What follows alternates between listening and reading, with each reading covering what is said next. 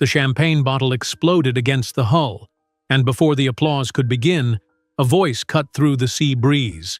They weren't lost at sea, they never entered it. But before we dive into the full story, let me know where you're watching from and what time it is. Now, subscribe to the channel, and let's get started. The golden sky over Newport Beach displayed its splendor on that May afternoon as Lexi Clark, 19, crossed the meticulously maintained gardens of the Cole mansion.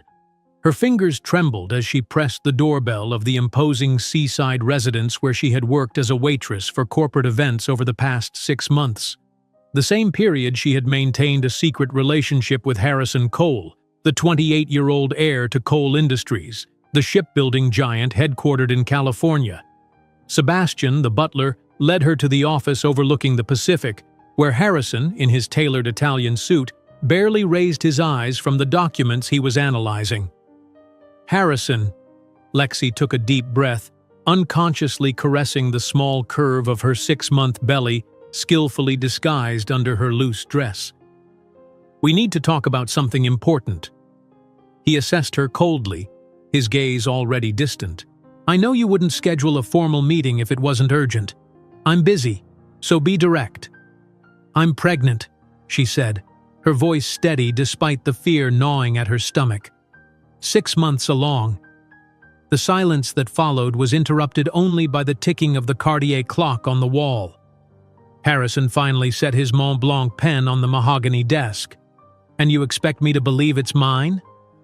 He laughed, a sound Lexi had never heard from him before, cruel and cutting. "You know it is. I've never been with anyone else." Harrison stood up, circling the desk until he was inches from her. "Lexi, you were convenient. A distraction while I finalized my engagement to Vanessa Huntington, which, by the way, is set for October." His gaze deliberately descended to her belly. "This certainly wasn't part of the plan." "I'm not asking for anything," Lexi replied, taking a step back. "I just thought you should know." "Know what? That a black waitress from Oakland who barely finished high school is trying to pull the pregnancy scam on the heir to Cole Industries?" His voice was icy. "Did you really think I would risk everything for you? A weekend fling that lasted longer than it should have?" The words hit her like physical blows. "You said you loved me," she whispered. Harrison let out a short laugh.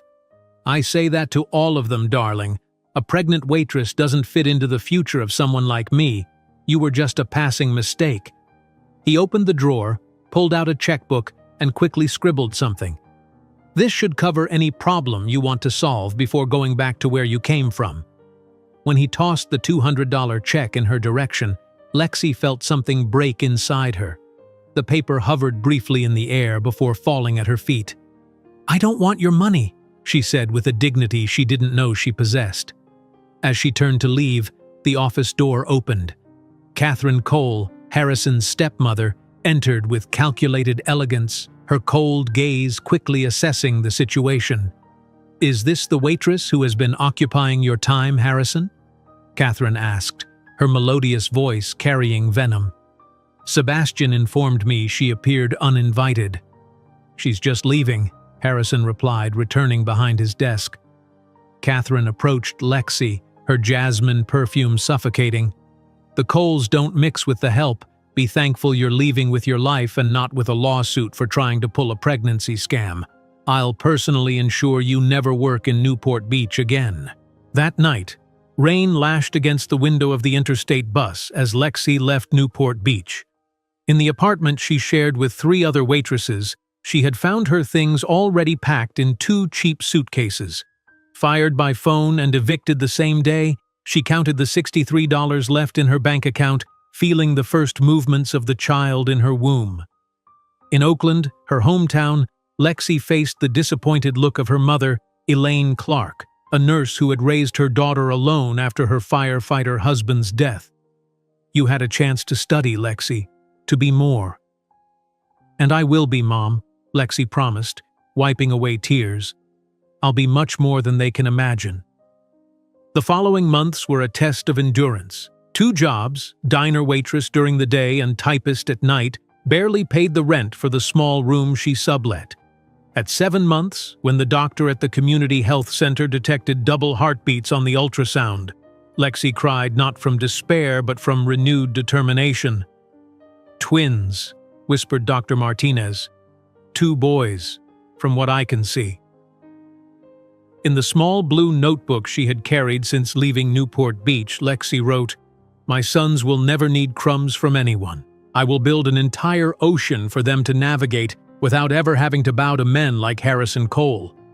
When Oscar and Oliver were born on a rainy winter dawn, Lexi was alone in the delivery room of the public hospital.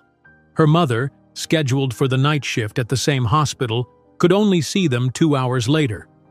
Looking at the identical small faces with delicate features that resembled Harrison, Lexi made a silent vow.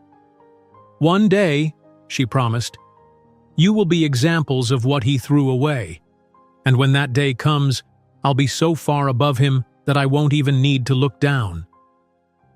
2 months later, while scanning the newspaper for a third job, an advertisement caught her attention. Full scholarship for single mothers. Oakland Community College special program in partnership with Berkeley. That night, with the twins asleep in their makeshift crib, Lexi filled out the application form by the dim light of the bedside lamp. In her motivation letter, she wrote, "I was defined by what others said I was. Too young, too poor, too insignificant. Now, I have 2 sons who depend on me to show that we can redefine who we are despite the world's expectations." 6 weeks later, clutching the envelope with the university seal, Lexi knew her true journey was just beginning. The abandonment would not be the end of her story. It would be just the first chapter. As the months passed, Lexi juggled her studies with raising the twins and working whenever she could find shifts. On rare quiet moments, she would open her blue notebook and add entries about the boys' milestones. Their first smiles, their first words, how they would grasp each other's tiny hands in their shared crib. One night, unable to sleep after a particularly exhausting day, she flipped through a glossy magazine left behind at the diner. There, in the society pages, was Harrison at a charity gala, Vanessa Huntington on his arm, her diamond engagement ring catching the camera flash. They looked perfect together, wealthy, polished, entitled. Lexi studied Harrison's face, searching for any hint of the man who had once whispered promises against her skin. Had any of it been real? Or had she been nothing more than a convenient distraction, as disposable as the napkins she folded during catering shifts? She gently closed the magazine and looked over at her sleeping sons. They had Harrison's amber eyes, the same eyes that had once looked at her with what she thought was love, now cold and dismissive in her memory. But her boys would never know that coldness. They would know only warmth, determination, and the unshakable certainty that they were wanted, cherished, worth fighting for. With careful hands, she tore out the society page and folded it into the back of her notebook, not as a reminder of what she had lost, but as evidence of what she had escaped. One day, when the twins were older and asked about their father, she would tell them the truth, that some people aren't built for family, that his absence was his loss, not theirs. The next morning, Lexi woke before dawn to prepare for her first midterm exam. As she dressed in the darkness, trying not to wake the twins, her gaze fell on the blue notebook. Opening it to a fresh page, she wrote a new entry. "The past is a place we learn from, not live in. Harrison gave me one gift, the motivation to become someone he would one day have to reckon with. And when that day comes, I will not be defined as the waitress he discarded, but as the woman who built an empire from his rejection." In the small blue notebook that Lexi carried with her, she had noted a promise that not even the Pacific Ocean could erase. One day, she would return to that coast not as a waitress, but as a force of nature that not even the coals could contain. 6 weeks later, when the envelope with the university seal arrived, Lexi's hands trembled as she carefully opened it, her heart pounding against her ribs. The twins were asleep in their makeshift crib, a repurposed drawer lined with the softest blankets she could afford. their tiny chests rising and falling in perfect synchronization. As she unfolded the letter, her eyes immediately found the words she had barely dared to hope for. "We are pleased to inform you." A sob escaped her lips before she could suppress it. Full scholarship, a chance to rebuild, a path forward that had seemed impossible just weeks ago. What Lexi couldn't know then was that this paper would not only change her life, but would eventually set her on a collision course with the man who had abandoned her, in a confrontation neither of them could have imagined. The alarm clock's harsh buzz pierced the pre-dawn darkness at 5:30. Lexi's hand shot out from beneath the thin blanket, silencing it before it could wake the twins. 4 hours of sleep. It would have to be enough. She allowed herself exactly 15 seconds to lie still, gathering strength, before swinging her legs over the side of the mattress that occupied the floor of their rented room. "One more day," she whispered to herself. The mantra had become both prayer and promise. The morning routine was precisely choreographed. Shower in 3 minutes, dress in 2, apply minimal makeup to hide the shadows beneath her eyes. By 6, she was warming bottles while simultaneously ironing her uniform for the diner. The coffee-stained polyester scratched against her skin, a constant reminder of how far she had fallen. "Good morning, my loves," she murmured as the twins began to stir. At 6 months old, Oscar and Oliver were developing distinct personalities despite their identical appearance. Oscar always woke first, his tiny fists waving in the air, while Oliver would blink slowly, taking in the world with a contemplative gaze that seemed too wise for his infant face. Mrs. Gonzalez from next door arrived at 6:30, right on schedule. The elderly woman charged half what daycare centers did and genuinely loved the babies. It was the only arrangement that made working possible. "They are growing so fast," Mrs. Gonzalez observed, settling into the room's only chair. "You look tired, Nina. Did you eat breakfast?" Lexi forced a smile, grabbing an apple from the small counter that served as their kitchen. "I'll eat at work. Thank you for watching them, Mrs. Gonzalez." The diner was a 30-minute bus ride away. Lexi spent it studying from her community college textbook, highlighting passages with a pen that was running out of ink. The scholarship covered tuition, but textbooks, supplies, and childcare remained her responsibility. "You're late, Clark," barked Mr. Dennison as she rushed through the back door at 7:58. "Sorry, sir, the bus—" "I don't want excuses. There's a line of people who'd take your job in a heartbeat." His eyes narrowed. "Table 5's been waiting for coffee refills." For the next 8 hours, Lexi moved like a machine. Coffee pot in hand, order pad in pocket, smile fixed in place no matter how rude the customers or how severe the morning sickness that still occasionally ambushed her despite being months past delivery. When a businessman at table 7 commented that she had nice legs for a waitress, she swallowed her retort and simply refilled his water. During her 15-minute break, instead of eating, she called Mrs. Gonzalez to check on the twins. Then she stood in the back alley, breathing deeply, fighting the wave of nausea that had nothing to do with pregnancy and everything to do with exhaustion. At 4 o'clock, her shift ended, but her day was far from over. The office building downtown was a 45-minute bus ride away. She changed into slightly more professional attire in the diner's bathroom, a simple blouse and the only pair of dress pants she owned, before heading to her second job.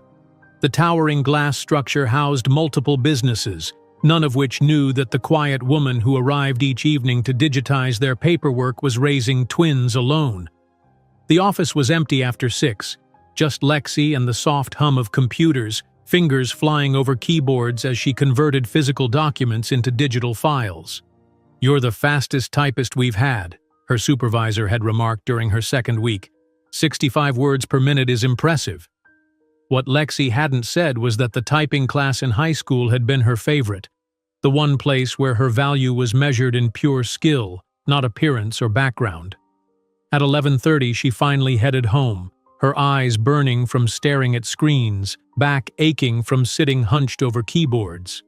The late bus was nearly empty except for other night shift workers, all wearing the same expression of bone-deep fatigue.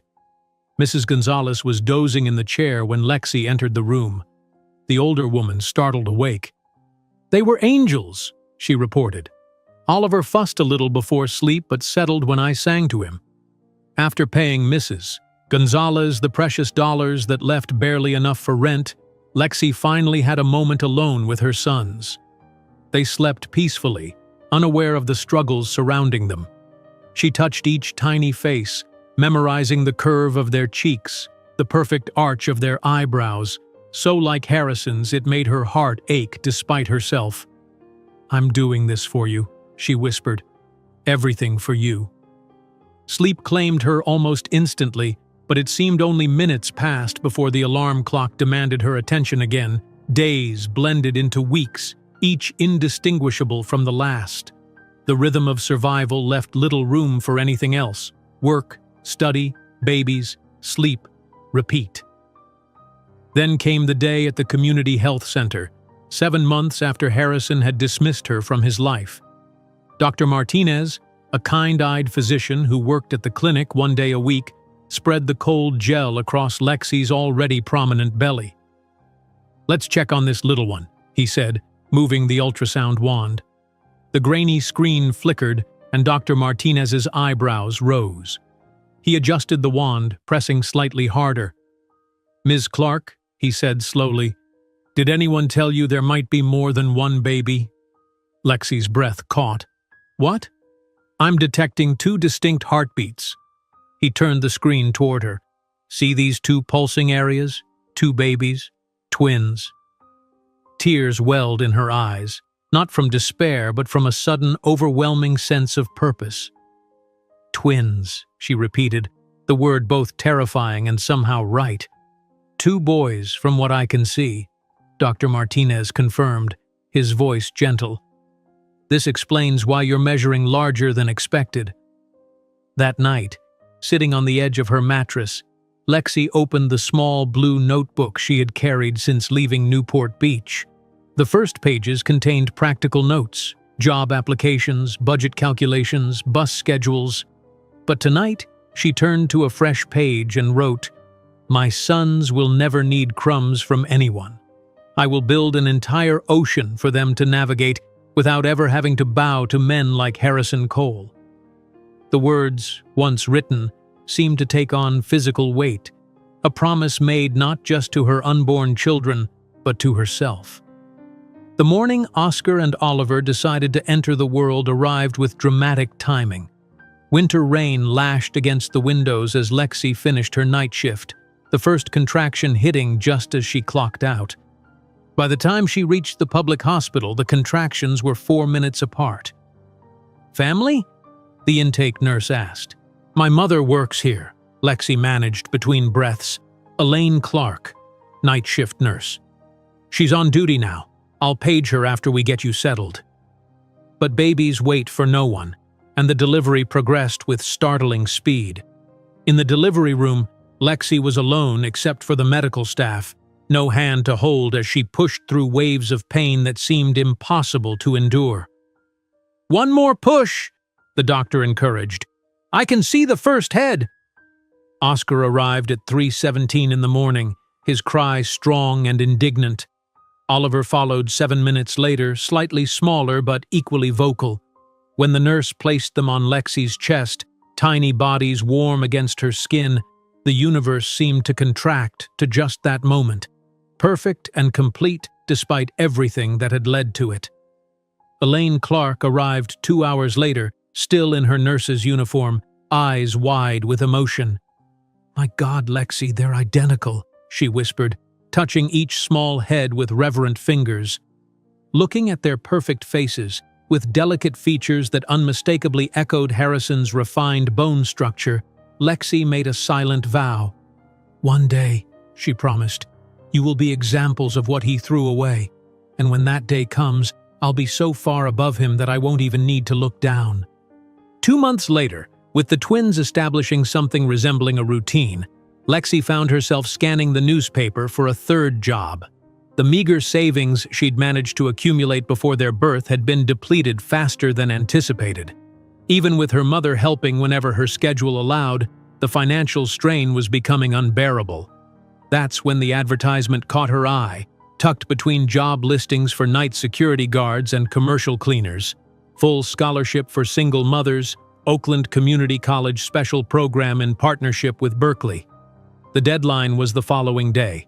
That night, with Oscar and Oliver finally asleep in the crib she'd found at a second-hand store, Lexi filled out the application form by the dim light of the bedside lamp. Her hand cramped as she wrote the required essay, pouring her heart onto the page. I was defined by what others said I was. Too young, too poor, too insignificant. Now, I have 2 sons who depend on me to show that we can redefine who we are, despite the world's expectations. When she sealed the envelope, it was nearly 3 in the morning. 4 hours later, she would be due at the diner for the breakfast shift. But for the first time in months, exhaustion was tinged with something else. Hope. 6 weeks later, Lexi stood at her mailbox, the university envelope clutched in her trembling hands. The paper felt heavy with possibility, the official seal of the Oakland Community College gleaming under the hallway's flickering light. Taking a deep breath, she carefully opened it, scanning the first few lines. Her heart seemed to stop, then restart with a thunderous beat. Congratulations, Ms. Clark. We are pleased to inform you that you have been selected for our Single Mother Scholarship Program. A sob escaped her lips before she could suppress it. This wasn't just acceptance. It was a lifeline, a ladder extending down into the pit she'd been struggling to climb out of. As she climbed the stairs back to her tiny room, Lexi felt something she hadn't experienced since before that fateful day in Harrison's office. Hope. Her true journey was just beginning. The abandonment would not be the end of her story. It would be just the first chapter. 3 months later, Lexi hurried across the community college campus, her backpack heavy with textbooks. Dark circles shadowed her eyes after another night of minimal sleep. Oliver had been fussy with a slight fever, and she'd spent hours rocking him while simultaneously highlighting her sociology readings. The autumn air carried a crisp chill, a welcome relief after the stuffy confines of her current apartment, which was little more than a converted garage with a hot plate. "Ms. Clark!" Professor Wilson called as she rushed past the faculty offices. "A moment, please." Lexi checked her watch.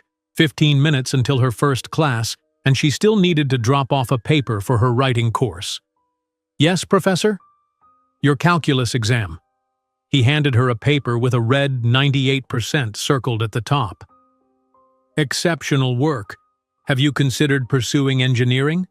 Your spatial reasoning and analytical skills are quite remarkable." She tucked the exam into her folder, a small flame of pride warming her chest.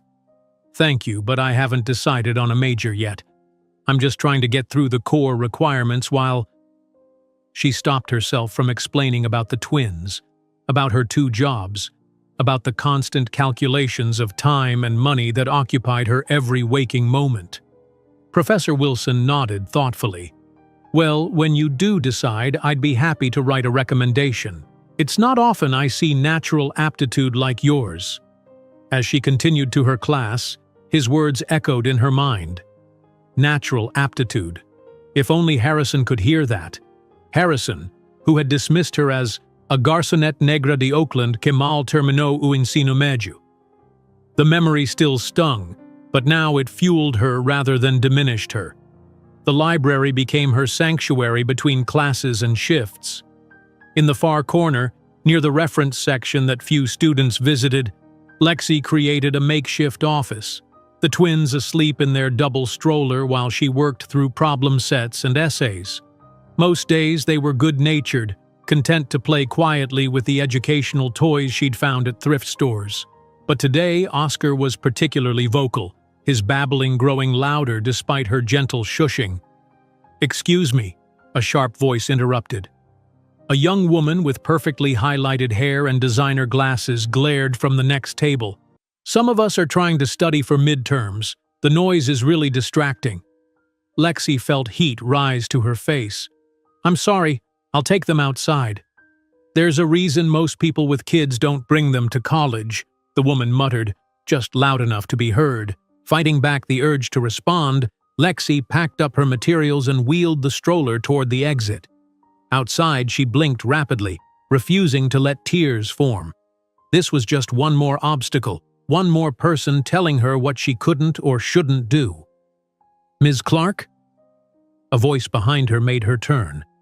An older woman with silver-streaked dark hair and kind eyes stood there, a stack of oceanography journals in her arms. "I'm Professor Eleanor Wright. I couldn't help but notice you in the library. You're in Professor Wilson's calculus class, aren't you?" "Yes," Lexi replied cautiously. "I'm sorry about the noise. My childcare fell through today, and I have an assignment due." Professor Wright waved away the apology. "Nonsense. I raised 3 children while completing my PhD. I recognize dedication when I see it." She glanced at the twins, who had settled again. "They're beautiful, and twins. You must have your hands full." For the first time in weeks, Lexi felt seen. Not as a struggling single mother, not as an academic charity case, but as a woman making her way against the odds. "I was heading to the cafeteria for coffee," Professor Wright continued. "Would you join me? I'd love to hear about your academic interests." The conversation that followed changed the trajectory of Lexi's life. Over coffee, which Professor Wright insisted on paying for, Lexi learned about the woman's work in oceanography, specifically studying pollution patterns in coastal shipping lanes. "The amount of fuel wasted on inefficient routes is staggering," Professor Wright explained, her eyes alight with passion. "And the environmental impact is even worse. We're tracking contaminants that persist for decades." Lexi found herself fascinated.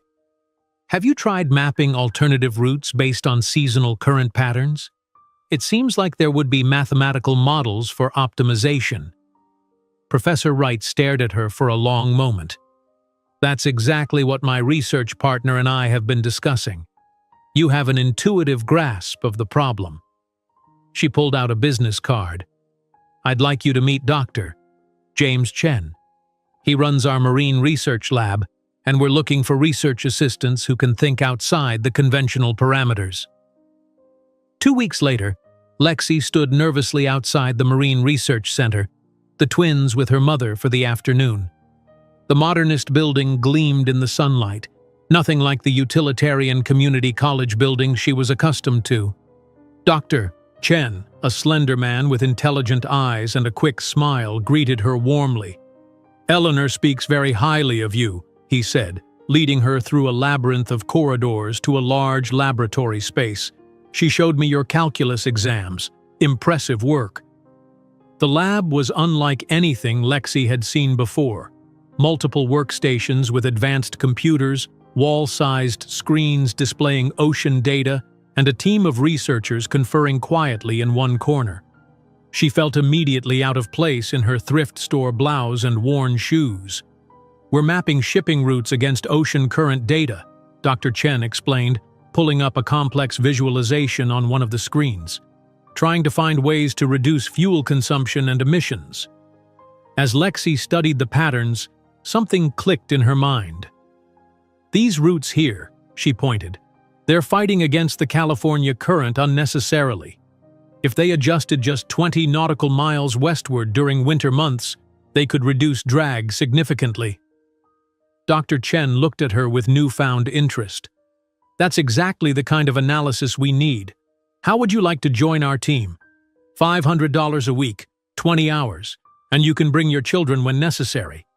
We have a small break room that could easily become a play area. $500 a week, more than her 2 exhausting jobs combined with half the hours." It seemed impossible. "Why me?" she asked, unable to stop herself. "I'm just a first-year student."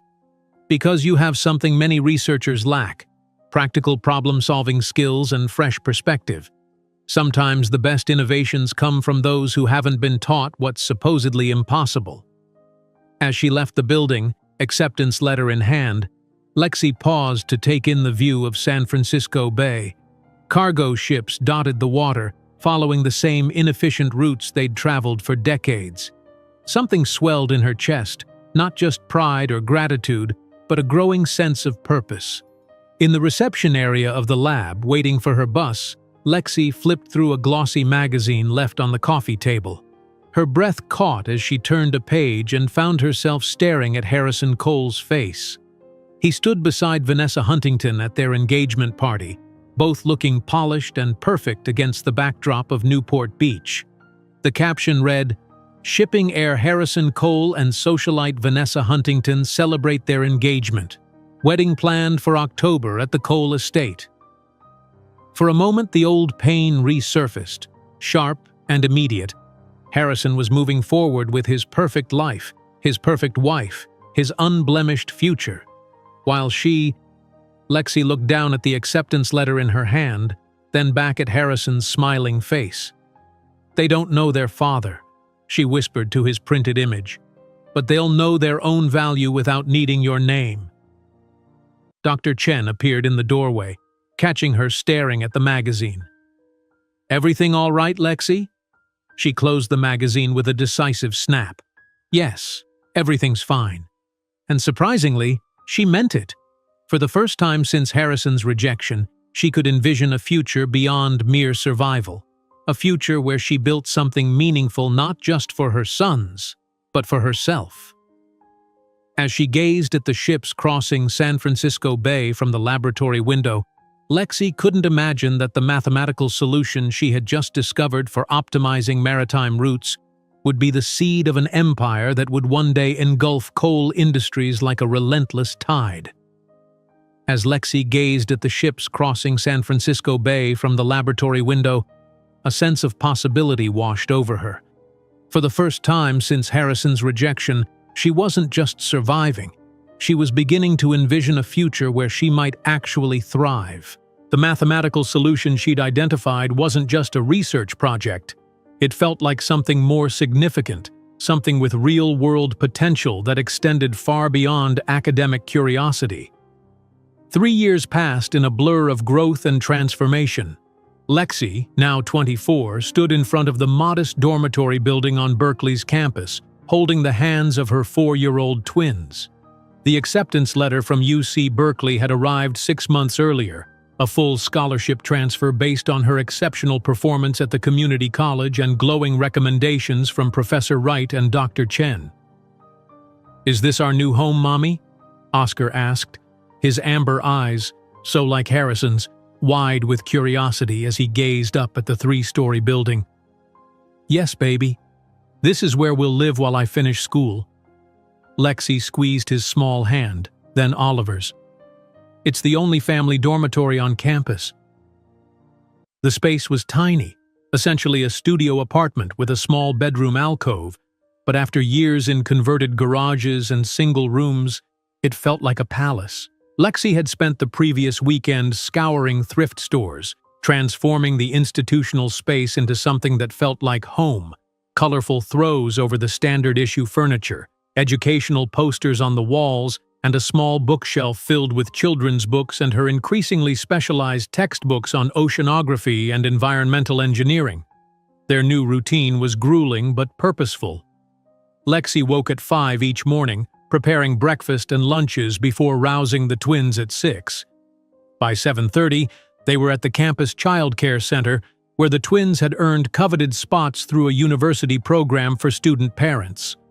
From 8 until 3, Lexi attended classes, her mind absorbing complex mathematical models and environmental science concepts, with a hunger that surprised even her professors. Afternoons were split between the research lab, where she continued refining her algorithm under Dr. Chen's mentorship, and caring for the twins. Nights, after the boys fell asleep, were for homework and further development of what she now called her efficiency model, a complex mathematical framework that could predict optimal shipping routes based on seasonal ocean currents, weather patterns, and vessel specifications. "What you've created here isn't just a minor improvement," Dr. Chen told her one evening as they reviewed her latest simulation results. "Look at these numbers. 38% reduction in fuel consumption, 42% decrease in carbon emissions. This could revolutionize maritime transport." Lexi stared at the screen, watching as the computer-generated vessel in her simulation smoothly navigated the digitally rendered currents off the California coast. It still needs refinement. The algorithm doesn't account for unexpected weather pattern shifts. That's the next phase, Dr. Chen agreed. But Lexi, you need to understand what you've created here. This isn't just a research project anymore. This has commercial potential. She looked up sharply. Commercial? You should meet with the university's patent office. This algorithm needs protection before we publish any results. The meeting with the patent attorneys the following week was intimidating. Seated across from two serious-faced lawyers in the university's administrative building, Lexi felt acutely aware of her second-hand blazer and the coffee stain she hadn't been able to completely remove from her only presentable blouse. Based on our preliminary assessment, your algorithm represents a novel approach to maritime route optimization, the senior attorney explained, reviewing her documentation.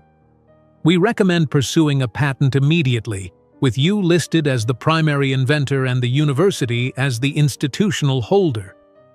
What does that mean exactly? Lexi asked, trying to parse the legal terminology. It means you've created something valuable, Ms. Clark, something that needs protection. If this technology performs as projected in real-world applications, shipping companies worldwide would be interested. Walking back to the dormitory that evening, Lexi felt lightheaded, valuable. The word echoed in her mind, a stark contrast to Harrison's dismissal years ago.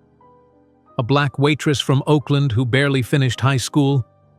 His cruel words had branded themselves into her memory, surfacing in her darkest moments of self-doubt. At the campus preschool, she found the twins engrossed in an advanced puzzle, a world map that children twice their age would struggle with. Their teacher pulled Lexi aside. "Ms. Clark, I wanted to discuss something with you," she began, her expression serious. "Oscar and Oliver solved math problems today that our kindergarten teachers use for advanced students. Their spatial reasoning abilities are quite extraordinary." Pride swelled in Lexi's chest. They've always been good with patterns. "This goes beyond good," the teacher emphasized. "We'd like to recommend them for cognitive assessment. They may qualify for the gifted program." That night, after tucking the boys into their beds in the dormitory's small bedroom alcove, Lexi watched them sleep. Their faces were changing, baby roundness giving way to features that increasingly resembled Harrison, the straight nose, the pronounced cheekbones, the long eyelashes. Yet they were entirely their own people, their personalities distinctive and vibrant. The following morning, Lexi found them playing with paper boats in the small bathtub, creating what they called best water roads for their fleet. "Look, Mommy," Oliver explained seriously, "the boats go faster when they follow the swirls." Oscar nodded enthusiastically. "We're making efficient routes like you do on your computer." Lexi knelt beside the tub, amazed. Without any formal explanation, they had intuitively grasped the fundamental concept of her research, following rather than fighting natural water patterns. That evening, as the twins slept, Lexi's attention was caught by a news segment on the small television she kept muted during study hours. Harrison Cole's face filled the screen, looking older and more serious than in the engagement photos she'd seen years earlier. The caption identified him as the new CEO of Cole Industries, following his father's unexpected death. "Cole Industries stands at the forefront of maritime innovation," Harrison stated in the interview clip, his voice still carrying that polished Newport Beach cadence that had once made her heart race. "Under my leadership, we will continue our commitment to excellence and expansion." Lexi muted the television, a strange calm settling over her. Harrison was now in control of one of the largest shipbuilding companies on the West Coast, the very industry her algorithm could potentially disrupt. Later that week, the twins asked the question she'd been anticipating for years. "Mommy," Oscar began during dinner, "Jake at school said everyone has a daddy. Where's our daddy?" Lexi set down her fork, choosing her words carefully. "Your daddy wasn't ready to be a father when you were born. Didn't he want us? Oliver's lower lip trembled slightly. "Some people aren't born to build families," she explained gently. "It wasn't about you. It was about him. About what he couldn't give, not what you deserved." That night, unable to sleep, Lexi opened her laptop and began drafting what started as a research paper but gradually transformed into something else entirely. A business plan. The words flowed as she outlined costs, potential markets, implementation strategies, and revenue projections. By dawn, she had created a rough framework for what a company based on her algorithm might look like. The following week, she nervously submitted the plan to Professor Jameson, her entrepreneurship instructor, asking for feedback. His response came faster than expected, an email requesting an immediate meeting. "This isn't a student project, Ms. Clark," he said when she entered his office. "This is a startup with 7-figure potential, minimum. Have you considered seeking investors?" "Investors?" Lexi repeated, the concept feeling foreign on her tongue. "I thought this would be something I'd license to existing companies after graduation." Professor Jameson shook his head. "This technology could be the foundation of a company, not just a product to sell. You've identified a market inefficiency that costs the shipping industry billions annually. Why hand that solution to someone else?" That evening, sitting by the dormitory window overlooking the Berkeley campus, Lexi wrote a name in her blue notebook for the first time: Ocean Safe. Beneath it, she sketched a simple logo, a wave curving protectively around a ship. "I'm going to build something they cannot ignore," she whispered to the darkened window, her reflection overlaying the distant lights of San Francisco Bay. When she presented her final project at the Environmental Engineering Conference, Lexi had no idea that among the spectators was Victoria Ramos, one of the few Latina investors in Silicon Valley, who would see in her determined eyes and revolutionary algorithm the next technological unicorn. When she presented her final project at the Environmental Engineering Conference, Lexi stood tall despite her racing heart. Her voice, once timid in the face of Harrison's dismissal, now carried across the auditorium with clarity and conviction. As applause followed her presentation, she didn't notice the elegantly dressed Latina woman in the third row who watched her with particular interest, dark eyes calculating something beyond the technical merits of the algorithm. 6 months later, Lexi clutched her newly printed Berkeley diploma, the twins bouncing excitedly at her sides in their miniature button-down shirts and tiny bow ties. The graduation ceremony marked not just an academic achievement, but the beginning of what she hoped would be her true ascent from the ashes Harrison had left her in. "We're so proud, Mommy," Oliver exclaimed, his small hand warm in hers. "Are we rich now?" Oscar asked innocently, causing her mother Elaine to laugh. "Not yet, baby," Lexi answered, ruffling his hair, "but we're going to build something important." The transition from academic success to the business world proved more jarring than Lexi had anticipated. Armed with her patented algorithm, impressive degree, and meticulously crafted business plan, she began the grueling process of seeking investment for what was now officially named Ocean Safe Technologies. Her first pitch meeting took place in a glass-walled conference room 40 stories above San Francisco. Lexi had spent 3 weeks' grocery money on a modest navy suit, rehearsed her presentation until the twins could recite parts of it, and arrived 30 minutes early to calm her nerves. The investors, 8 white men and 1 Asian woman, all in bespoke suits worth more than her annual childcare costs, watched with impassive faces as she presented her revolutionary approach to maritime route optimization. "Your algorithm shows impressive efficiency gains in simulations," said one silver-haired man, adjusting his Rolex. "But theory and practice often diverge in maritime applications. I've run 23 real-world route simulations using historical data from 3 major shipping companies," Lexi countered, pointing to the relevant slides. The efficiency gains remained consistent across all variables. Another investor leaned forward, his expression skeptical. "Ms. Clark, while your technology is intriguing, I'm concerned about your personal situation." His eyes flicked meaningfully to the photo of the twins she'd included in her founder biography slide. Shipping is a global industry requiring extensive travel. Who will care for your children during the inevitable 18-hour workdays and international meetings? The question hit like a slap. I have support systems in place, she replied evenly, though her heart hammered.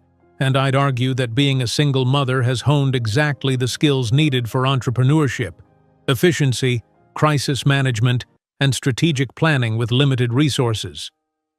A faint chuckle rippled through the room. As she packed up her presentation materials afterward, she overheard one investor murmur to another, "Interesting concept, but not investable with her at the helm. Too many complications." Outside the building, Lexi leaned against a concrete planter, drawing deep breaths of fog-laden air. One meeting. It was just one meeting. She needed to be stronger, better prepared. The next pitch went similarly, and the next. By the 19th rejection, the pattern was painfully clear. The investors found her technology promising, but her, a young black single mother without business experience, too risky. Maybe she should focus on something more simple considering her situation, one venture capitalist said to his colleague as she left, not bothering to lower his voice. That evening, Lexi served the twins instant macaroni in their small apartment, which she'd rented after graduation using the last of her research stipend. Oscar and Oliver chatted animatedly about their day at school, oblivious to the tears she fought back. "We made a computer program today, Mommy," Oscar exclaimed. "The teacher said we're really good at it." "Better than the big kids," Oliver added proudly. Lexi smiled despite her exhaustion. "That's amazing, my loves." Their natural aptitude for programming didn't surprise her. They'd been solving complex puzzles since they could walk. After tucking them in, she sat at the kitchen table surrounded by investor rejection emails and dwindling bank statements. The rational choice would be to accept one of the corporate job offers she'd received: stable income, benefits, security for the boys. But each time she considered it, something rebellious ignited within her. Harrison's dismissive words echoed, "A black waitress from Oakland who barely finished high school." She would not concede. Not when she'd come this far. The 23rd pitch meeting took place in a modern open-concept office with panoramic views of the Bay Bridge. The investment firm, Horizon Ventures, had a reputation for backing unconventional founders. Still, Lexi tempered her expectations as she entered the sleek conference room. Unlike previous meetings, this one was led by a woman, Victoria Ramos, whose sharp eyes and direct questions immediately distinguished her from the patronizing investors Lexi had encountered before. "Your simulation data shows 42% emissions reduction," Victoria noted, her pen tapping against comprehensive notes she'd taken. "Have you modeled the impact if implemented across the top 20 shipping companies globally?" Lexi hadn't expected such a specific question. Yes, actually. She pulled up an additional slide not included in her standard presentation. Full implementation would reduce maritime carbon emissions by approximately 28 million tons annually. Victoria's eyebrows rose slightly. The other investors, all men, exchanged glances. When the presentation concluded, Victoria asked Lexi to stay behind after the others filed out. Lexi braced herself for another variation of rejection. Instead, Victoria closed her portfolio and leaned forward. "I recognize determination when I see it," she said simply, "and your technology is extraordinary." Lexi blinked, uncertain she'd heard correctly. "I grew up watching my mother clean houses in Palo Alto for the same tech executives who now sit across from me in board meetings," Victoria continued. "The look in your eyes, that refusal to be dismissed, I know it intimately." She paused. $500,000 for 20% of Ocean Safe. And more importantly, my network and guidance to navigate this world that wasn't built for women like us. The words hung in the air, almost too precious to touch. Lexi found her voice. "Why? When everyone else saw only risk?" Victoria smiled. "Because disruption rarely comes from those comfortable within the system. Your algorithm is brilliant, but your hunger to prove something to the world, that's what will build a company that lasts." 2 weeks later, Lexi's hand trembled as she signed the investment documents in Victoria's office. The heavy fountain pen felt foreign in her fingers. "Here," Victoria said, noticing her hesitation. "Use mine." She offered an elegant pen with a deep blue body. "For signing your future." With capital secured, things moved with dizzying speed. Lexi leased a small office in a renovated industrial building in Oakland, a deliberate choice to root her company in the community that raised her. The space was modest: 3 desks, a whiteboard covering one wall, and a small kitchenette. But when she unlocked the door for the first time, ownership resonated through her like a physical sensation. Her first hires were Marcus Chen and Deepa Gupta, brilliant recent graduates whom larger tech companies had overlooked. Marcus for his quiet demeanor, Deepa for her unconventional background in environmental activism before computer science.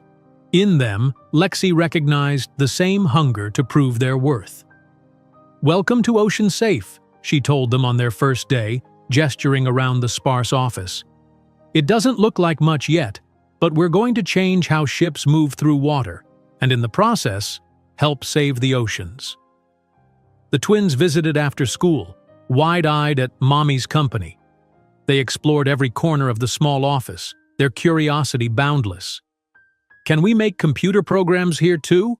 Oscar asked, peering at Marcus's dual monitors. "Sure thing, buddy," Marcus replied, pulling up a simple coding program designed for children. Within minutes, the boys were absorbed, creating a basic digital animation of a boat following currents. "Look, Mommy!" Oliver called excitedly. "Our boat follows your special water roads." Victoria stopped by that evening, smiling as she observed the simple sign Lexi had hung on the door. "Ocean Safe Technologies." "I'm introducing you to some key contacts next week," she informed Lexi. "Shipbuilders, maritime insurance executives, environmental compliance officers. They need to meet the woman who's going to revolutionize how we navigate the oceans." As Victoria departed, Lexi traced her fingers over the modest sign, feeling the slight texture of the letters. This small office with its second-hand furniture and brilliant, hungry team was just the beginning. 4 years from now, she would negotiate her first multi-million-dollar contract with one of the world's largest shipping companies, while coal industries began losing market share to the innovation they never saw coming. As Victoria departed, Lexi traced her fingers over the modest sign, feeling the slight texture of the letters. This small office with its second-hand furniture and brilliant, hungry team was just the beginning. A seed planted in fertile ground, ready to grow beyond what anyone might expect. 4 years passed with the relentless momentum of a rising tide. On a crisp autumn morning, Lexi stood in the control room of Pacific Maritime Transport, her heart pounding as technicians monitored the first commercial implementation of the Ocean Safe navigation system. The mid-sized shipping company had taken a chance on her technology after larger corporations dismissed it as unproven. "Approaching the test zone," announced the lead engineer, his eyes fixed on multiple screens displaying the cargo vessel's position relative to the California current. "Ocean Safe system engaging, now." The room fell silent. Lexi held her breath as the ship's path adjusted subtly, aligning with the algorithm's calculated optimal route. Data streams updated in real time: fuel consumption, engine efficiency, emissions output. "This is remarkable," whispered the company's operations director after 30 minutes of monitoring. Fuel consumption down 39%, carbon emissions dropping steadily. By the end of the 6-hour test, the numbers exceeded even Lexi's projections. 43% reduction in fuel consumption, 47% decrease in emissions. "We have confirmation from the captain," the engineer reported, removing his headset with a stunned expression. "They're reporting smoother sailing, reduced engine strain, and ETA now 27 minutes ahead of schedule." That evening, Lexi's phone rang while she helped the twins with their homework at the small dining table of their apartment. "Ms. Clark, this is Edward Thompson, CEO of Pacific Maritime." His voice carried an urgency that made her pulse quicken. "I've just reviewed the test data. We want to license your system for our entire fleet, immediately." Within 3 months, OceanSafe had signed contracts with 4 additional shipping companies. The office expanded from 3 employees to 12, then 26, then 32, as demand outpaced their capacity to implement the technology. At the first all-hands meeting in their cramped quarters, Lexi looked around at the diverse team she'd assembled: engineers, environmental scientists, former maritime officers, software developers, many of whom had been overlooked by larger tech companies for reasons that had nothing to do with their brilliance. "1 year ago, people told me this company would never succeed," she told them, her voice steady with hard-won confidence. "They said our goals were too ambitious, our approach too radical." She paused, allowing herself a small smile. "Next week, we're moving to new offices overlooking San Francisco Bay, and our revenue projections for next quarter have already doubled." The move to the new office space marked a tangible turning point. Floor-to-ceiling windows offered panoramic views of the bay, the very waters their technology was helping to protect. When Lexi cut the ceremonial ribbon at the entrance, her team erupted in applause, not just for the milestone, but for the validation of believing in something others had dismissed. That same week, Lexi received a call from the director of the twins' school. "Ms. Clark, we need to discuss Oscar and Oliver," the woman began, her tone serious enough to send a spike of concern through Lexi's chest. "Is everything all right?" she asked, immediately calculating how quickly she could leave the office. "More than all right," the director clarified. "They're performing well beyond their grade level, particularly in mathematics and computer science. Their teacher administered some advanced placement tests yesterday, and the results are exceptional." At 9 years old, the twins had developed an intuitive understanding of programming that left their teachers astounded. The meeting with the school director ended with a recommendation that changed their trajectory. The School of Advanced Sciences in San Francisco had a program for exceptionally gifted children with full scholarships available through their talent development initiative. "They're not just bright, Ms. Clark," the director emphasized. "They're truly exceptional. They need an environment that can challenge them appropriately." The twins' acceptance to the prestigious school coincided with OceanSafe's first international bid, a direct competition against several established maritime technology providers, including coal industries. The tender came from the Singapore Maritime Authority, seeking next-generation navigation systems for their fleet of inspection and research vessels. "Coal is bidding," Miranda Chen, Lexi's newly hired operations director, informed her as they prepared their proposal. "Their technology is solid but conventional, fuel efficiency improvements of 15 to 20% at most." Lexi nodded, oddly calm at the prospect of competing directly against Harrison's company. "Let's focus on our strengths: 40+% efficiency gains, emissions reduction, and adaptive route optimization in real time." The final presentations took place in Singapore, in a sleek government building overlooking the world's busiest port. Lexi, dressed in a tailored navy suit that reflected how far she'd come from the threadbare clothes of her waitressing days, watched representatives from coal industries deliver their pitch: conservative, traditional, safe.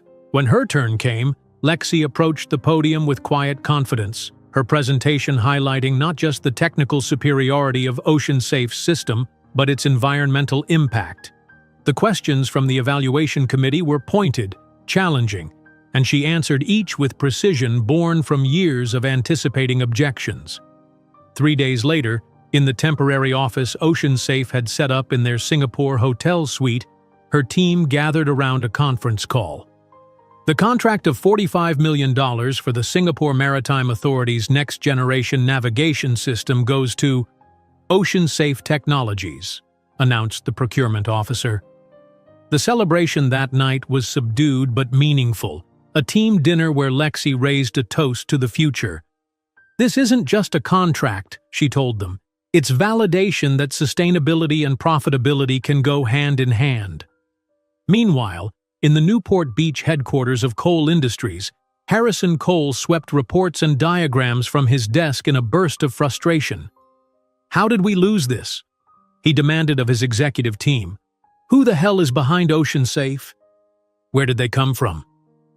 "They emerged about 4 years ago," his research director explained nervously, "founded by a Berkeley graduate with a background in environmental engineering.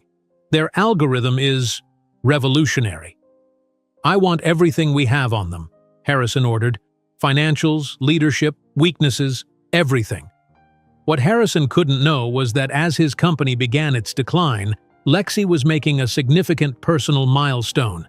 After years of careful saving and her first substantial bonus, she purchased a modest but beautiful home in a safe neighborhood of Pacific Heights, a world away from the converted garages and cramped apartments of her past.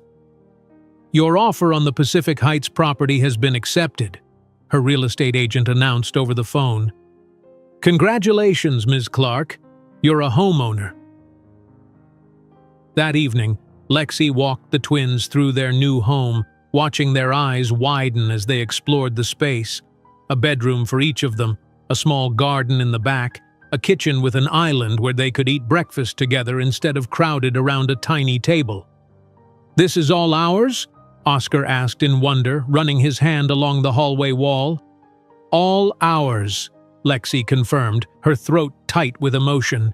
The final surprise was the room she'd prepared specifically for them, a mini programming space with new computers, educational software, and a whiteboard wall for their ideas. When she opened the door, both boys stood speechless for a moment before rushing in, examining everything with reverent excitement. Later that night, after the twins had fallen asleep in their new rooms, Lexi sat on the deck overlooking the small backyard. She opened her blue notebook, worn now, its pages filled with years of notes, plans, and milestones. Under the soft outdoor lighting, she wrote, "The tide is turning. They still don't know what hit them." As Lexi lay in bed in her new home that night, she couldn't imagine that in just 2 years she would be opening Ocean Safe's initial public offering on NASDAQ, with a valuation that would finally make Harrison Cole realize who was forever changing the maritime industry landscape. As Lexi lay in bed in her new home that night, the ceiling fan spinning lazily above her, she allowed herself a rare moment of reflection. From the abandoned pregnant waitress to the founder of a rapidly growing maritime technology company, her journey had defied all expectations, especially Harrison's. Yet even with all she had accomplished, something told her the most significant chapters were still unwritten.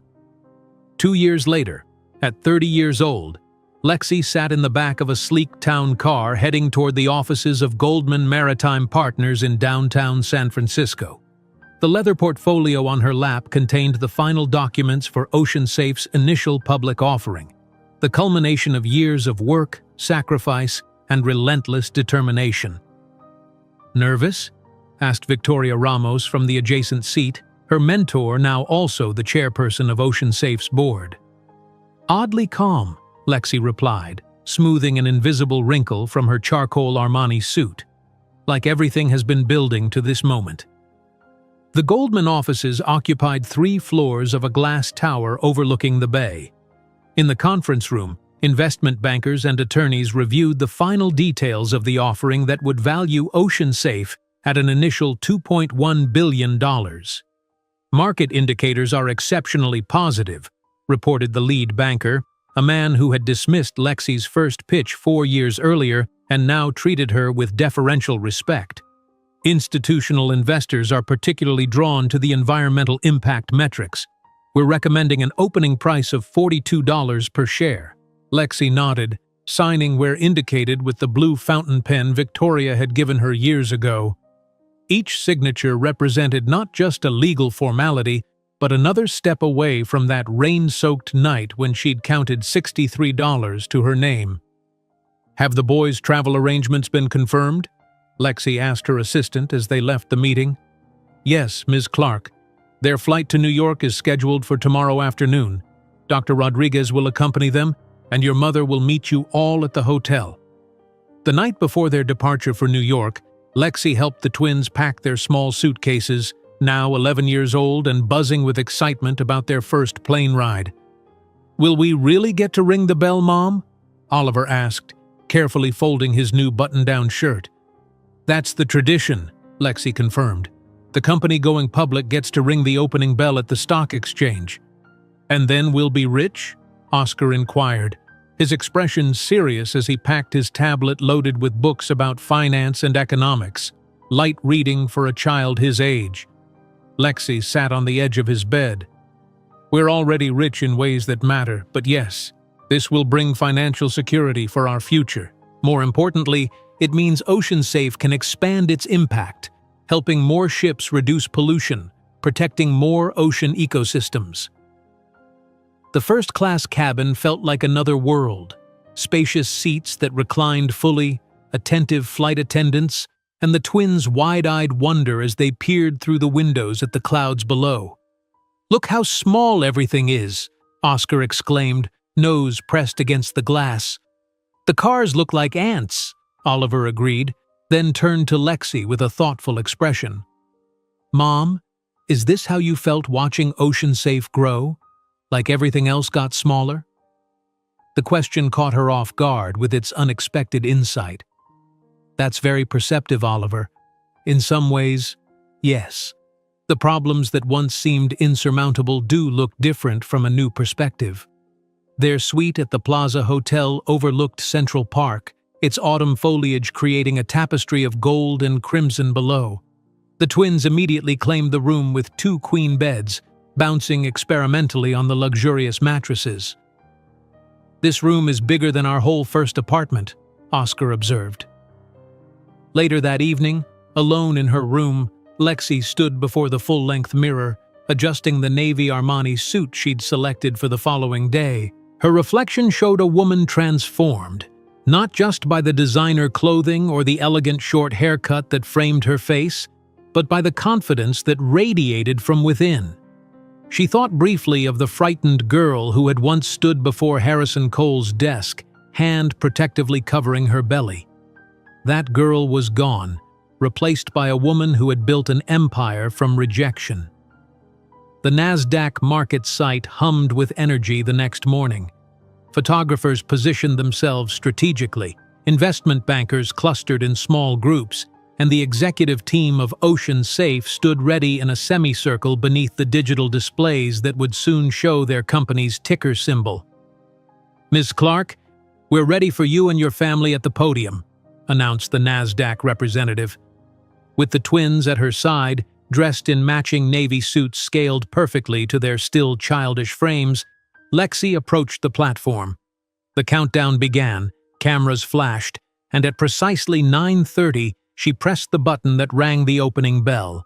The screens above erupted with data, OceanSafe's initial share price immediately jumping from $42 to $57 in the first minutes of trading. By mid-morning, it had reached 63, a number that made Lexi smile at the symmetry with those $63 that had once represented her entire fortune.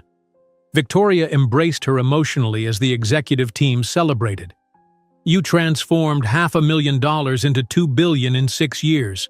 It's historic, especially for a woman of color, a single mother." She gestured to the twins, now being photographed beside the NASDAQ sign. "And those boys? They're going to inherit something extraordinary." The Time magazine photographer arrived that afternoon for the profile piece that would run the following week. He arranged Lexi beside a wall of monitors displaying maritime routes optimized by OceanSafe's algorithm. "Could we get a shot with your sons as well?" he requested, "the heirs to the OceanSafe empire?" As the twins joined her, Lexi felt a momentary pang. They were Harrison's heirs too, though he remained unaware of their existence. Their features had matured enough that anyone familiar with the Cole family would recognize the resemblance: the distinctive amber eyes, the sharp cheekbones, the elegant line of their jaws. Meanwhile, in his Newport Beach office, Harrison Cole threw a remote control at his television screen as CNBC reported on OceanSafe's spectacular market debut. 3 more contracts lost to them this quarter, he seethed to his CFO.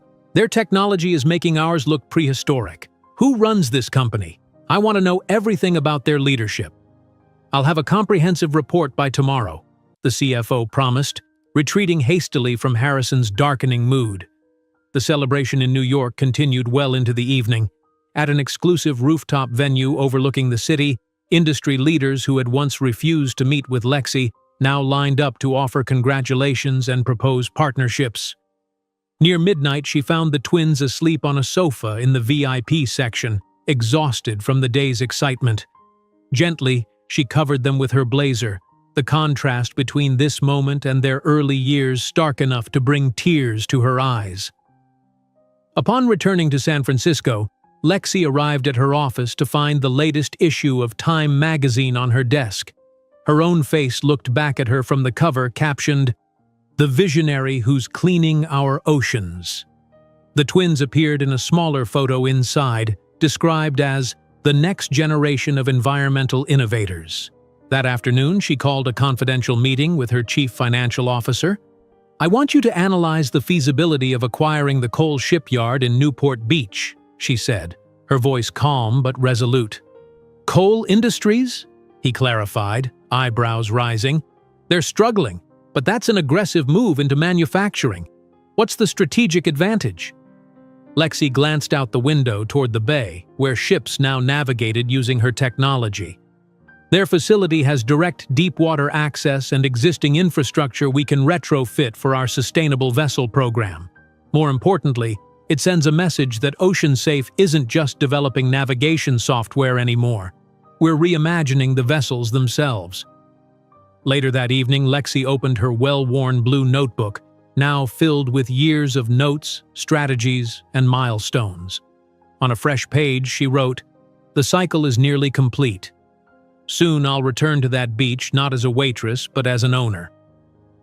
When the report on the potential acquisition of the Cole shipyard arrived on her desk, Lexi didn't imagine that fate was already preparing a reunion that would shake the foundations not only of her past, but also of the future of the twins who had never known their father.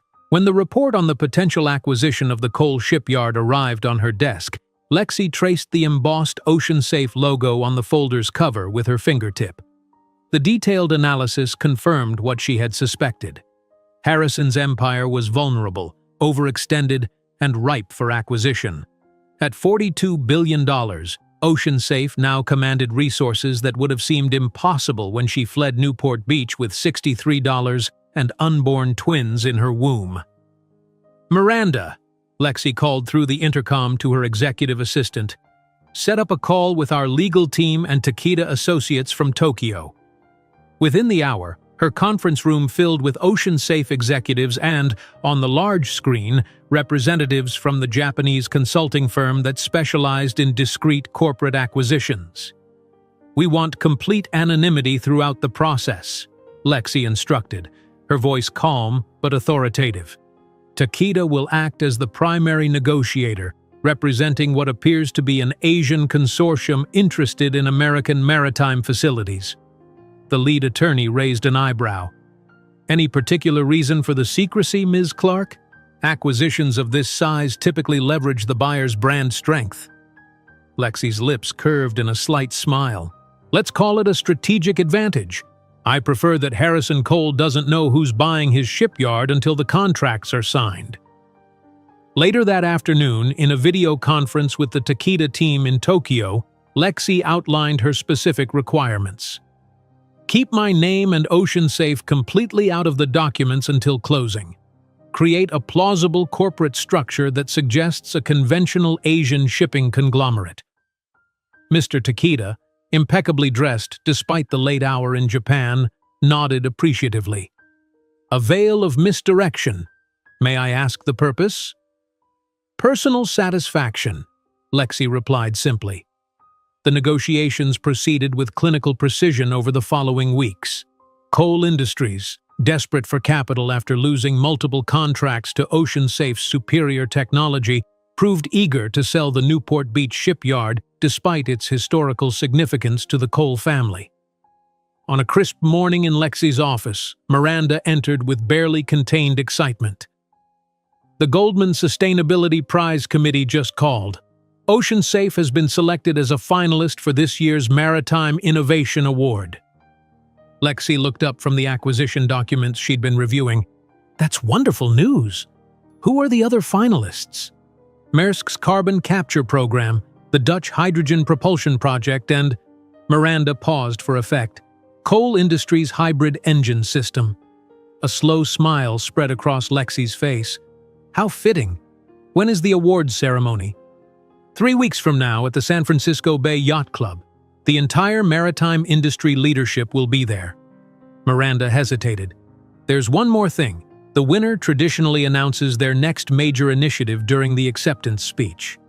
Lexi's eyes gleamed. Perfect timing. By then, the acquisition will be complete. That evening, Lexi visited the shipyard site in Newport Beach, careful to remain unrecognized. She parked her rental car on a public overlook and observed the sprawling coal facility from a distance. The massive dry docks and assembly buildings stretched along the coastline, the company logo prominently displayed on every structure. As the sunset painted the sky in shades of orange and pink, memories washed over her. The terrifying drive to the Cole mansion 12 years earlier, the cruel dismissal, the rain-soaked bus ride away from Newport Beach with nothing but uncertainty ahead. Standing there now, CEO of a multi-billion-dollar company poised to acquire the very property where she'd been humiliated, Lexi felt not triumph, but a quiet, steady vindication. Her phone vibrated with a text from home. The twins had sent a photo of their latest project, a sophisticated application that mapped ocean currents in real time, the interface elegantly designed despite being created by 12-year-olds. In the Coal Industries headquarters, Harrison paced his office, irritation evident in every movement. I want to know who's behind this offer before I sign anything, he insisted to the corporate legal team assembled before him. The lead counsel shifted uncomfortably. We've conducted extensive due diligence, Mr. Cole. The buyer appears to be a legitimate consortium based in Singapore with Japanese investment backing. Their financials are solid and the offer is 15% above market value. Something doesn't feel right, Harrison muttered, staring out at the shipyard that had been in his family for 3 generations. Why the secrecy? Why won't their CEO meet directly? International business cultures differ, offered the CFO diplomatically. Asian investors often prefer to work through intermediaries until deals are finalized. Harrison frowned, unconvinced but running out of options. With quarterly losses mounting and shareholders demanding action, the sale had become a necessity rather than a choice. Back in San Francisco, Lexi observed with pride as the twins presented their ocean current mapping application at their school's science fair. Oscar, always slightly more outgoing, explained the technical aspects while Oliver demonstrated the intuitive interface they'd designed. Our application takes real-time satellite data and oceanographic measurements to predict how currents will shift over the next 72 hours, Oscar explained to the judges, his confidence remarkable for a 12-year-old. Oliver continued seamlessly. Ships using this data can adjust their routes dynamically, saving fuel and reducing carbon emissions even further than static routing systems. Dr. Rodriguez, their academic mentor and Lexi's close friend, approached after the presentation. This isn't a student project, she said, genuine awe in her voice. This is commercial-grade innovation. Have you considered integrating it with Ocean Safe's primary systems? The twins exchanged excited glances. We've been working on compatibility protocols, Oliver admitted. Mom doesn't know yet. It's a surprise. The following day, Miranda entered Lexi's office with a leather portfolio. The final acquisition documents have arrived, Ms. Clark. Everything is ready for your signature. Lexi opened the folder, studying the comprehensive agreement that would transfer ownership of the coal shipyard to Ocean Safe, or more precisely, to Ocean Future Holdings, the shell company created to mask her involvement until the deal closed. The irony doesn't escape me, Lexi remarked, signing each page with her fountain pen. 12 years ago, I couldn't even afford coffee in their cafeteria. Miranda smiled knowingly. Does Harrison Cole still have no idea who's actually buying? He believes he's negotiating with an Asian conglomerate. The intermediaries have kept my name out of the documents as requested. Lexi closed the portfolio, satisfaction evident in her expression. I prefer it to be a surprise at the event tonight. As preparations for the Goldman Sustainability Prize ceremony intensified, Lexi received an unexpected call from the twins' school. Ms. Clark, congratulations! Oscar and Oliver's project has been selected for the National Science Fair. Oliver's excited voice came on the line moments later. Mom, we won! The project was selected for the National Science Fair. Pride swelled in Lexi's chest. I'm so proud, sweetheart. We'll celebrate tomorrow at Fisherman's Wharf, as I promised. After ending the call, Lexi opened her desk drawer and withdrew the old blue notebook, now worn from years of use. On the first page, the promise written 12 years ago remained vivid despite the faded ink. Subsequent pages chronicled each milestone: her graduation, the first contract, the IPO. The most recent entry, made that morning, read, "Today I buy the company that rejected me. The cycle closes." That evening, as her driver prepared the limousine for the awards ceremony, Lexi reviewed her acceptance speech, deliberately crafted with the assumption she would win. The final paragraph revealed OceanSafe's acquisition of the Cole shipyard, phrased as a commitment to transforming outdated facilities into sustainable innovation centers. She adjusted the sapphire wave-shaped brooch the twins had given her for Mother's Day, its deep blue stones catching the light. This wasn't just jewelry, it was a symbol of everything she'd built, not just for herself, but for her sons. As the limousine approached the San Francisco Bay Yacht Club, Lexi couldn't know that Harrison had decided to attend the ceremony personally. Intrigued by news that the mysterious buyer of his shipyard would be present at the event, he had changed his plans at the last minute, determined to finally meet face-to-face with whoever was acquiring a significant portion of his declining empire. While the limousine stopped at the entrance of the club, Lexi adjusted the sapphire brooch in the shape of a wave that the twins had given her for Mother's Day. She was no longer the broken young woman who had left Newport Beach 12 years ago. She was a force of nature ready to show the world, and Harrison Cole, exactly what he had thrown away. While the limousine stopped at the entrance of the club, Lexi adjusted the sapphire brooch in the shape of a wave that the twins had given her for Mother's Day. The cool weight of it against her collarbones centered her, reminding her of everything she had built from the ashes of rejection. Tonight wasn't about revenge. It was about completion, about closing a circle that had defined 12 years of her life. The San Francisco Bay Yacht Club gleamed with old money confidence, its crystal chandeliers casting prismatic light across marble floors. Maritime industry elites circulated through the grand ballroom, champagne flutes catching the light as deals were sealed with handshakes and knowing nods. Lexi moved through the crowd with practiced ease, her Valentino gown drawing appreciative glances from those who once wouldn't have given her the time of day. "The Singapore Maritime Authority CEO is hoping for a word," murmured Victoria Ramos, elegant in midnight blue, as they navigated toward a group of international executives.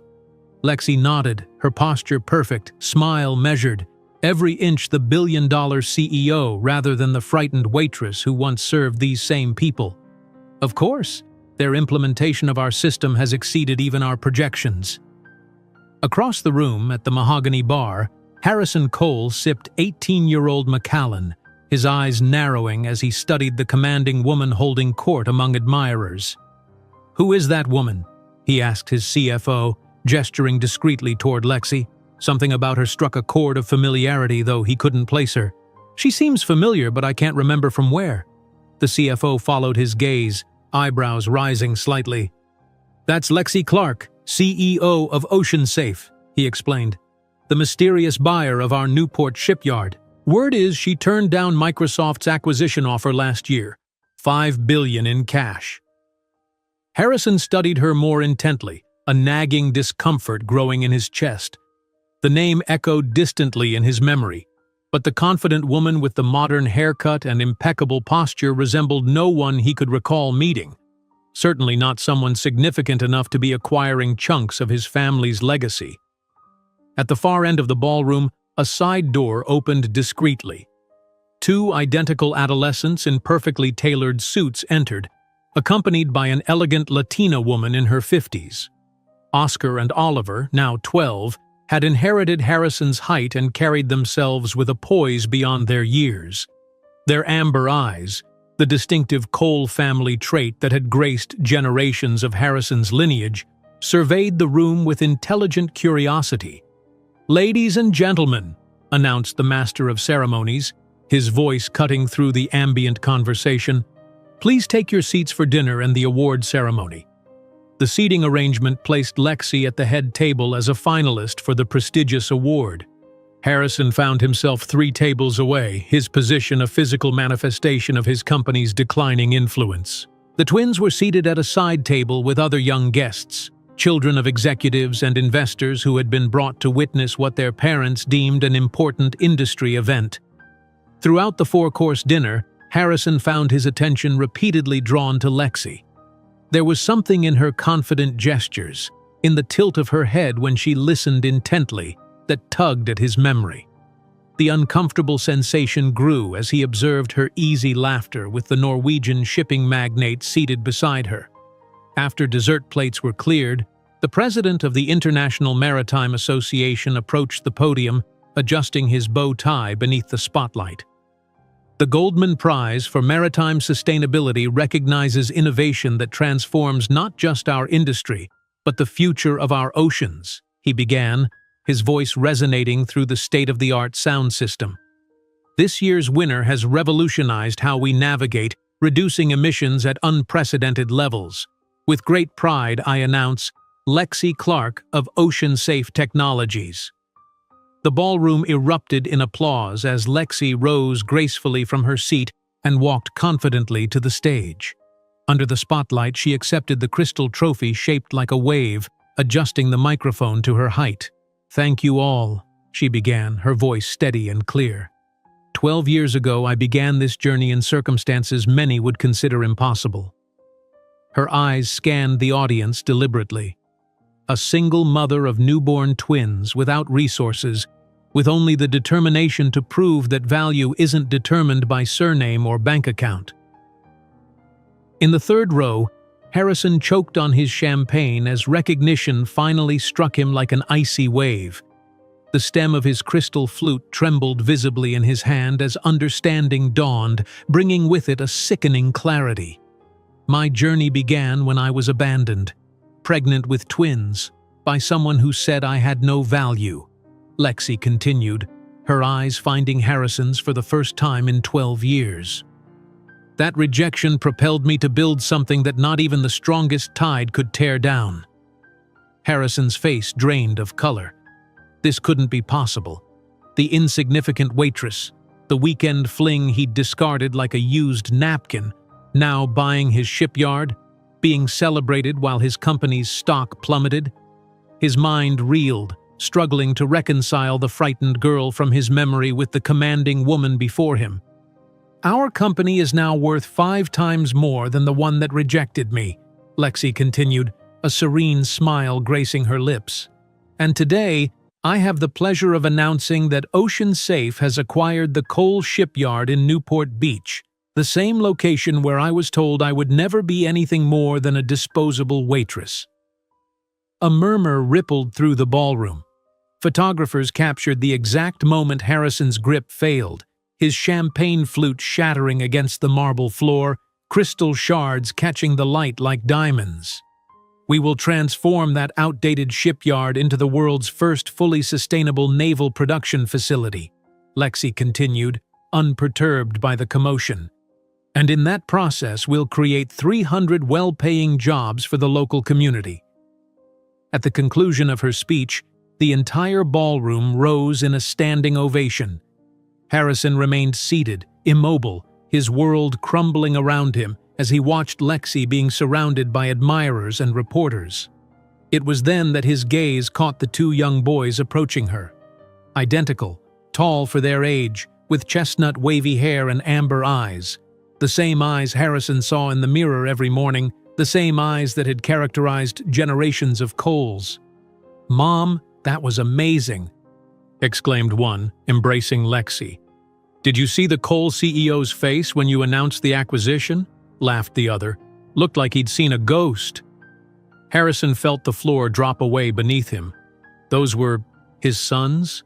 The twins he had rejected before they were even born now stood there, alive, brilliant, completely unaware of his existence.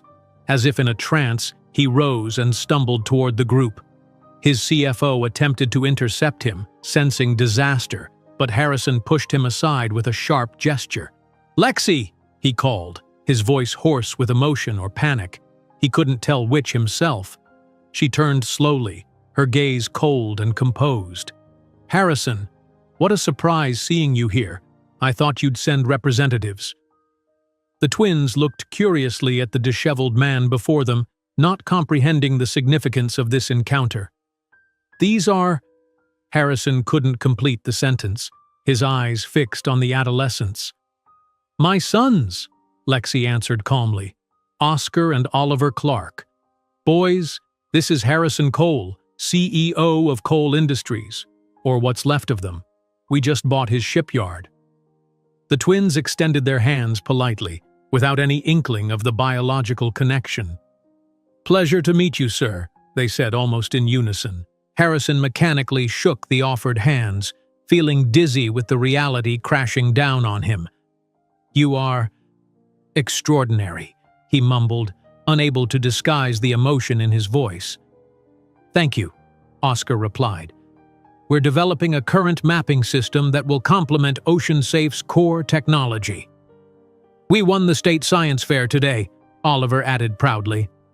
Lexi placed her hands on her son's shoulders, a protective and affectionate gesture.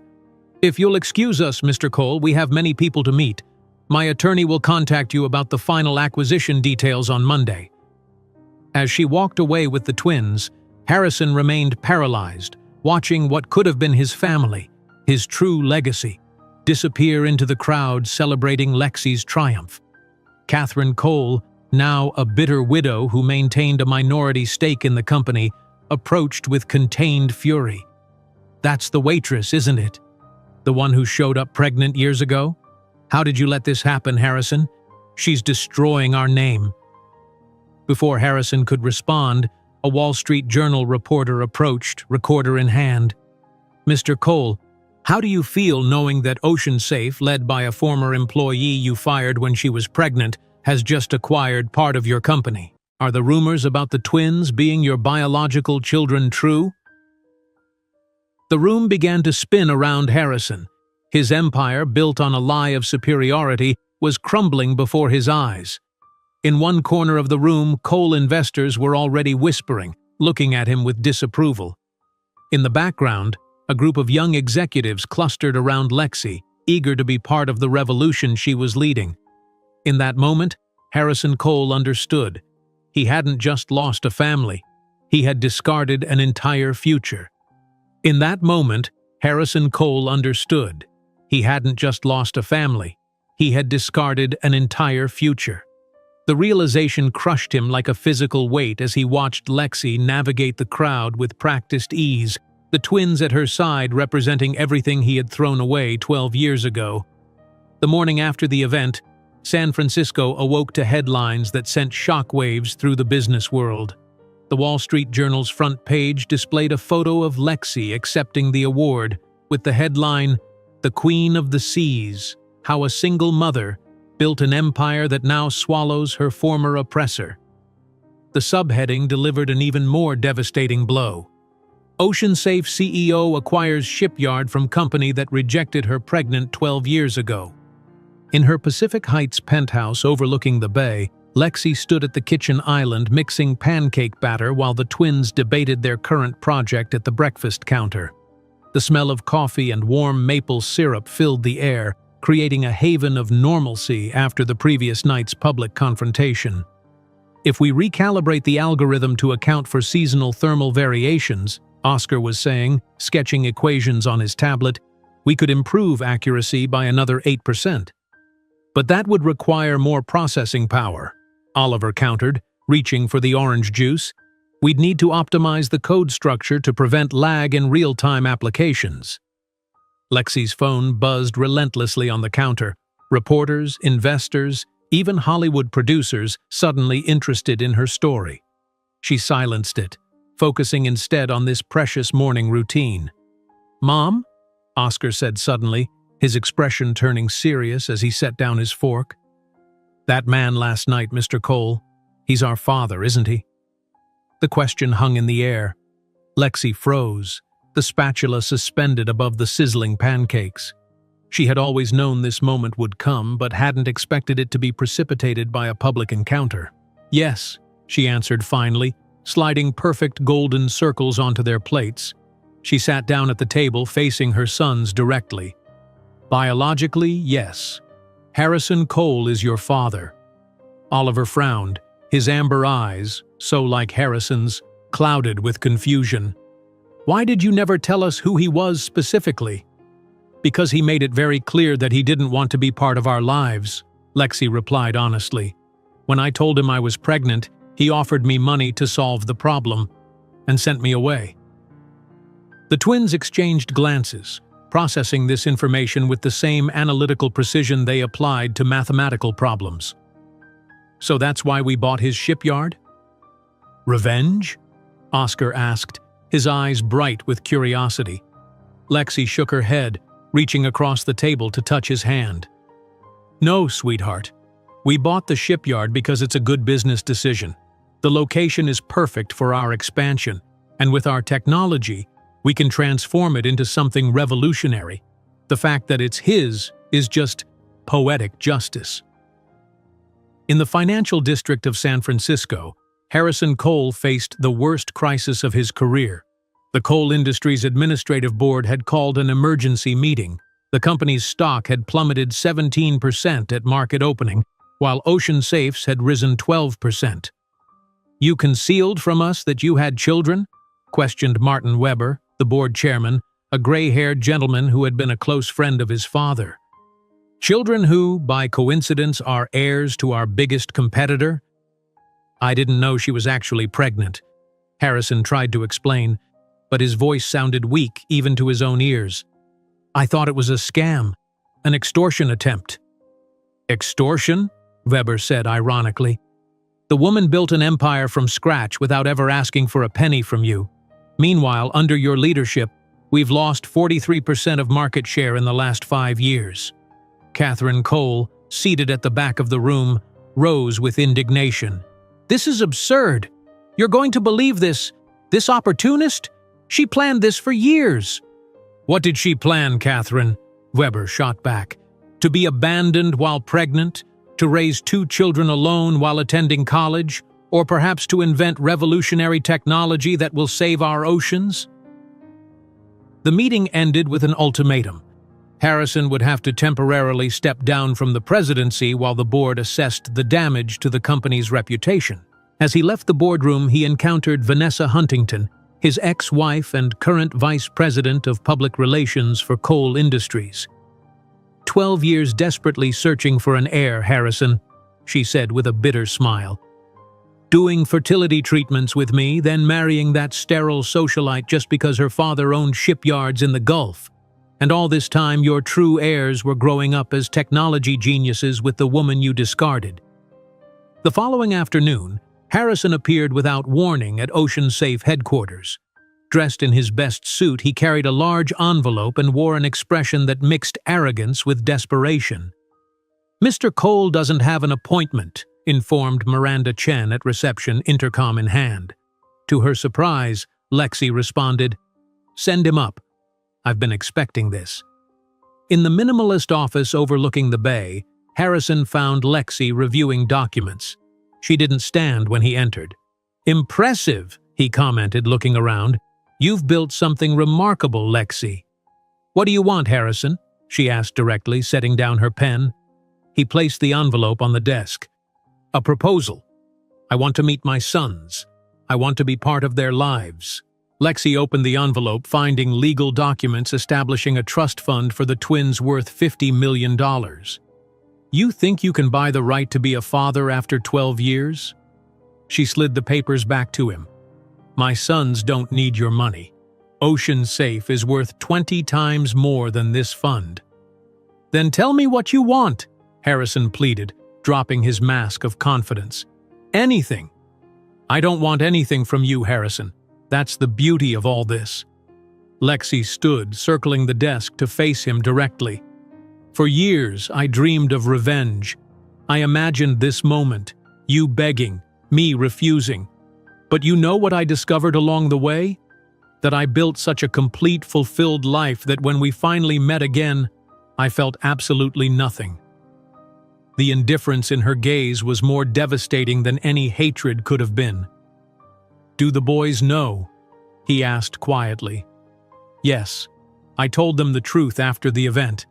They asked if they wanted to get to know you better. Lexi paused, deliberately. They said they prefer to focus on their project for now. Harrison felt the weight of those words like a final sentence. There was no villain in his story, only consequences of his own choices. You can still try to have a relationship with them in the future if they want, Lexi added, surprising him, but it will be on their terms, not yours. And they don't need the Cole name to be extraordinary. They already are. 3 months later, Cole Industries announced a complete restructuring. Harrison resigned from the presidency, retaining only a board seat. The Newport Beach shipyard, now renamed the Ocean Safe Innovation Center, became the world's first zero-carbon shipyard, generating 1,000 new jobs. On a sunny Sunday afternoon, Lexi watched the twins sailing in the small sailboat they had helped design, their first prototype powered entirely by solar energy. Beside her at the marina, her mother Elaine smiled proudly. You did everything right, daughter, said the gray-haired woman. Built something bigger than any resentment. Lexi nodded, watching the boys skillfully maneuver the vessel. I didn't build an empire to prove something to Harrison, she replied. I built it to prove to myself, and to them, that we can redefine who we are, regardless of who rejects us.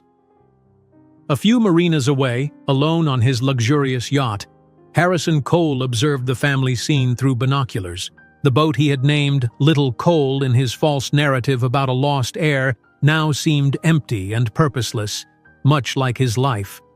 Meanwhile, on the small, sustainable sailboat, Oscar and Oliver Clark navigated confidently through the bay waters, following not the legacy of a surname, but the example of the woman who had transformed rejection into revolution. Their mother, the true promise that the seas could never sink.